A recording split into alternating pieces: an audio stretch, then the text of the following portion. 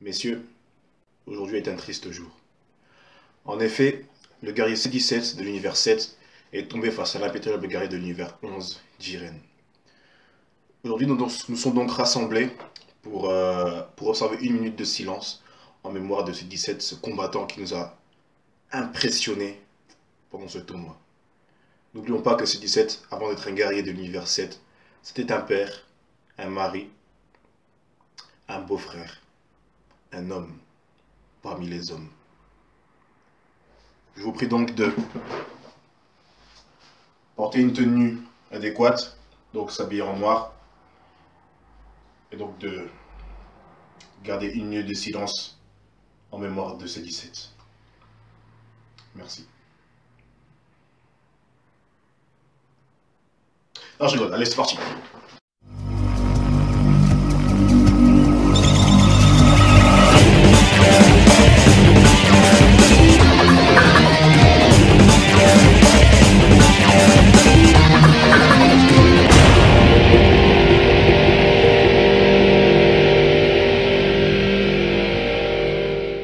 Messieurs, nous voilà donc aujourd'hui pour parler de l'épisode de cette semaine de Dragon Ball Super. Un triste épisode qui a eu une surprise, qui m'a surpris. Je ne m'attendais pas du tout à avoir un flashback de la vie de Jiren. Et je ne m'attendais pas du tout non plus à ce que C-17 soit éliminé de cette manière-là. Je m'attendais à ce qu'il soit éliminé, mais pas comme ça. D'abord, on va parler un petit peu du flashback de Jiren. Je voyais beaucoup de commentaires sur des pages Facebook sur l'ensemble de Dragon Ball Super. Et il y en a beaucoup qui disaient qu'on avait beaucoup de persos puissants qui dépassaient largement, qui dépassaient entre guillemets Goku Blue, Vegeta Blue, enfin qui pouvaient tenir la route quoi. Et ils étaient contents, enfin en général ils étaient contents d'avoir des personnages comme ça. Mais il manquait un flashback. On connaissait pas ces personnages. Il y en a beaucoup qui disaient ouais Jiren, Toppo, etc. Ouais ils sont là, ils sont puissants, mais on sait rien d'eux. On aimerait bien avoir genre un flashback pour connaître, pour savoir d'où ils viennent, comment ils sont devenus forts, etc. Donc là, on a eu un flashback sur Jiren. Mais franchement, il m'a pas convaincu. J'ai pas trop. Il était mal placé en fait. J'ai pas aimé comment ils l'ont placé. Déjà, c'est Vermouth qui parle pour Jiren. Et qui dit comme quoi Jiren, ses parents ont été tués par un être maléfique. Et que donc, Jiren, il a voulu se venger. Il s'est entraîné avec un maître. Un maître, on connaît pas son nom. Et même en essayant de vouloir le venger, son maître, ses potes, lui-même, ils ont tous perdu. Les autres, ils sont morts. Et ses compagnons qui ont survécu, ils lui ont tourné le dos. Est-ce que c'est... Non, non, franchement, là j'ai l'impression qu'en fait, il y a quelqu'un qui a dit « Eh les gars, il faut un flashback pour Jiren, qu'est-ce qu'on pourrait mettre ?» Ouais mec, t'es sérieux, l'épisode il sort dans 10 minutes. Non mais vas-y, t'inquiète, vite fait, écris un truc vite fait. Je dis « Ah ok », et donc il a écrit un truc vite fait. C'est rien, ça n'a rien de profond. Vous allez peut-être dire que je suis difficile, que je suis chiant, etc. Mais je suis pas convaincu du tout par ce flashback. Je suis content qu'il y en ait un. C'était cool de voir Jiren petit. D'ailleurs, il m'a fait penser à Gara petit, je sais pas pourquoi. Je crois que c'est ses yeux. Mais bon, regardez, ses parents, on les voit pas. On ne sait pas pourquoi ils sont morts. On ne sait pas qui est cet être maléfique. On ne connaît pas le nom de son maître. On ne sait pas non plus à quoi il ressemble l'être maléfique. Enfin, ça a l'air d'être un truc vite fait. Ça m'a pas plu. Je reste sur ma faim. Ça aurait été stylé si, genre, le maître de Jiren, ça avait été lui l'assassin de ses parents, tu vois. Genre, c'est un mec, en fait, bon, on va dire, il y a un gars qui aime tuer, un être méchant, genre à la Freezer ou à Cell. Et il vient dans le village, il tue ses parents, et pendant ce temps-là, ben, Jiren, lui, je sais pas, il est dans un parc en train de jouer avec ses potes, et il revient, hop, donc le méchant, il voit que Jiren il arrive, et il dit ah putain ouais, je vais manipuler ce gamin, je vais jouer avec ses sentiments, etc. Et puis à la fin je vais le tuer, parce que c'est un être maléfique, tu vois. Là ça aurait été stylé.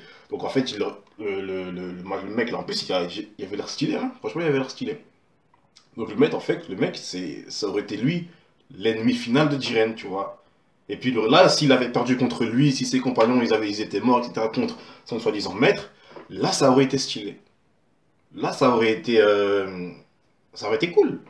Là, je suis pas convaincu du tout par ce soi-disant être maléfique, ses parents, etc. Enfin, ses parents s'en foutent un peu, mais moi j'ai trouvé bof. J'aurais bien aimé que, franchement, il y ait un petit rebondissement comme ça.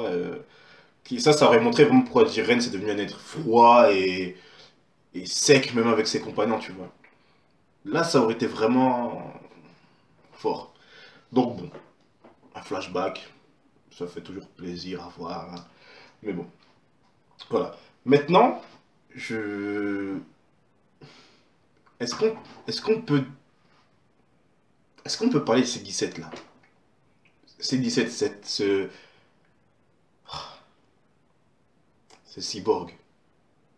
Putain, dommage que ce soit un cyborg. J'aurais bien aimé qu'il soit 100% humain, juste pour que je puisse dire la phrase, C17 est l'humain le plus fort du monde. J'adore Krillin, hein. Pour moi, c'est Krillin le plus fort du monde. Enfin, le guerrier le plus fort du monde. Pour moi, c'est lui. Mais là, c'est 17. C'est 17. Oh, j'ai encore des frissons. Putain, j'ai vraiment kiffé. J'ai kiffé ces 17 dans ce tournoi. Je crois que ça a été mon personnage préféré. C'est le meilleur. Il a combattu tellement de personnes. Il a été intelligent. Il a fait des stratégies. Il a fait des teams. Il a fait des beaux trucs. Il a blessé Jiren. C'est le premier à blesser Jiren. Goku lui a fait un Genkidama. Vegeta lui a fait un Furion Flash. Frieza, Putain, d'ailleurs, on va parler de Frieza après, parce que ce clown-là, je sais pas ce qu'il fout, hein. Frieza, il a mis plein de coups. Enfin, tout le monde l'a attaqué, Jiren. Personne ne l'a blessé. Personne n'a déchiré ses vêtements. Personne. Un Blue Kaioken. Un Super Vegeta Blue. Et c'est 17, il arrive, il dit hey mec, j'ai un truc spécial pour toi. Bon, ok, c'est dans son dos. Mais pour Jiren, que ce soit devant ou derrière, c'est Jiren, c'est pas censé l'atteindre. Et ça l'a atteint. Donc c'est 17 qui pèse dans le game. Franchement, il est parti comme un homme. Il est parti comme un humain même, comme il a dit lui-même. Il dit ouais, me sacrifier pour les autres, ça me semble être quelque chose de très humain, donc ça me plaît. C'était magnifique. Il a abandonné ses rêves de croisière avec sa famille pour sauver Goku et Vegeta, pour qu'ils puissent battre Jiren. C'est... D'ailleurs, enfin, j'avais pas compris directement la scène. Parce que quand ça explose, tu vois plus rien, tu vois, il y a de la fumée, enfin, la poussière, etc. Et t'avais C18 qui crie, ouais, C17, nanana. Alors moi, je me suis dit, bah, elle crie comme ça pour rien, parce que le mec, il va réapparaître devant ses pieds, donc, les gradins. Je me suis pas dit qu'il était éliminé, enfin, qu'il était autodétruit. Je me suis dit, ouais, arrête de crier comme ça, C18, il va arriver. Il va venir dans quelques instants, ça sert à rien de donner comment dire, de faire en sorte que ce soit si triste, alors qu'il va s'asseoir à côté de toi après. Donc maintenant, là, fait, ouais, vas-y, bah, continue de crier inutilement, etc. Et finalement, tu vois, en fait, ils disent il s'est autodétruit. J'ai eu un choc. J'ai fait, enfin, tu vois, j'ai pas dire que j'étais choqué, genre, oh non, j'étais genre choqué, oh, ah ouais, je m'attendais pas à ça. Je m'attendais vraiment pas à ça. En plus, enfin, le mec, il a. Bon, ok, il a un ki infini. On est d'accord là-dessus. Enfin, infini, entre guillemets, parce qu'on sait bien que une énergie infinie n'existe pas.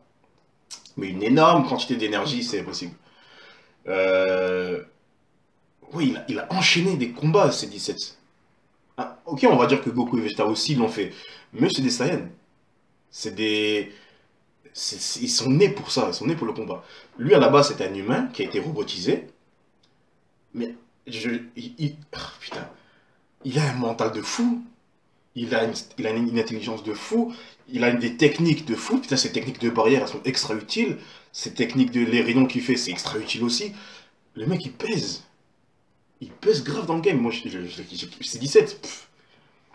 Déjà, au tout début, quand Goku est venu le voir sur son île, quand ils se sont battus ensemble contre les trucs de l'espace, je sais pas quoi là.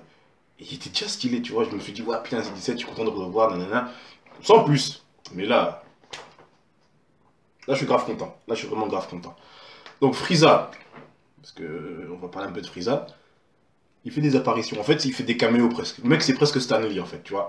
Il arrivait, encore, puis à ce moment, il était stylé. Il était franchement stylé. Je me suis dit, oh putain, Frieza, il est chaud. Là, Frieza, il est chaud. C'est un coup de pied à Jiren, il traverse des rochers et tout.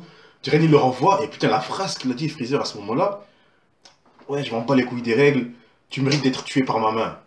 C'était magnifique, cette phrase, elle était magnifique. C'était tellement bien sorti, etc. En plus, juste après, il se met en golden. Mais là, Jiren, il a arrêté avec son regard. Est-ce que tu peux trouver une manière aussi ridicule de se faire mettre KO? Frieza, sérieux. Prends en compte ton niveau. T'es un Golden Frieza.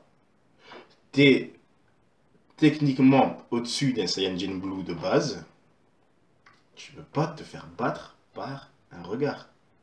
Enfin, je dis battre. Ok, il s'est pris des coups quand même. Mais c'était ridicule.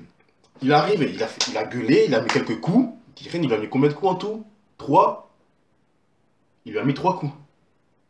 Le premier coup quand il a décollé, après un hypercut dans les côtes, après l'avoir arrêté, et puis un coup qu'il a fait décoller. Et là, Freezer, il se rendort.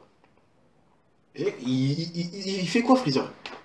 Enfin, là, si on se fie au chronomètre dans Dragon Ball, on va dire Freezer, il dort que 30-40 secondes. Mais là, pour nous, c'est les 3 quarts d'un épisode. Freezer, on l'oublie. Je crois même qu'ils se sont dit, hé les gars, Freezer, en fait, il fait quoi? Il va encore dormir. Non, vas-y, fais-le, vite fait, fais-lui faire un caméo, vite fait. Mets-lui quelques coups, quelques cris, et puis on rendort. Freezer, il sert à rien. Bon, là, Freezer, à mon avis, ce qui pourrait se passer, déjà parce qu'on sait que dans l'épisode suivant, Vegeta va se faire éliminer. Merci le titre de l'épisode suivant qu'on voit dans le preview. Goku, je le vois pas. Ah, peut-être, ouais, il va peut-être maîtriser l'Ultra Instinct, du genre le dernier rempart, mais je vois pas Goku gagner non plus. Et là, ce qui pourrait se passer, c'est Jiren, ben, il bat Goku, et là à la fin, Jiren dit ouais, je n'ai plus aucun combattant. Et puis t'as Frieza qui arrive par derrière, qui lui remet un coup de pied, il dit enfoiré. Et Jiren il tombe du stade et puis on a gagné. Là, ce serait tellement un scénario d'enfant que c'est possible, que c'est largement possible. Mais bon, on va pas. Je pense pas que ça va arriver comme ça. Je pense pas. Je pense vraiment que Goku et Jiren vont vraiment faire un combat de ouf.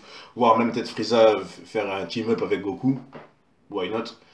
Donc bon, on verra bien ce qui va se passer par la suite. Donc les gars, donc dites-moi ce que vous avez pensé de l'épisode. Moi j'ai plus rien à dire là-dessus. On en parle dans les commentaires. N'oubliez pas de liker la vidéo et de vous abonner si ce n'est pas encore fait. Ou de me suivre sur mes pages Facebook, Instagram ou Snap. Non, je n'ai pas Twitter. Je vous dis à la semaine prochaine pour l'épisode suivant. Ciao ciao, passez une bonne soirée. Et ceux qui ont Dragon Ball Z Fighter Z, utilisez C18 pour pouvoir invoquer C17. Parce qu'on ne peut pas jouer avec C17. Donc utilisez C18 pour utiliser C17. Et giflez Golden Frieza.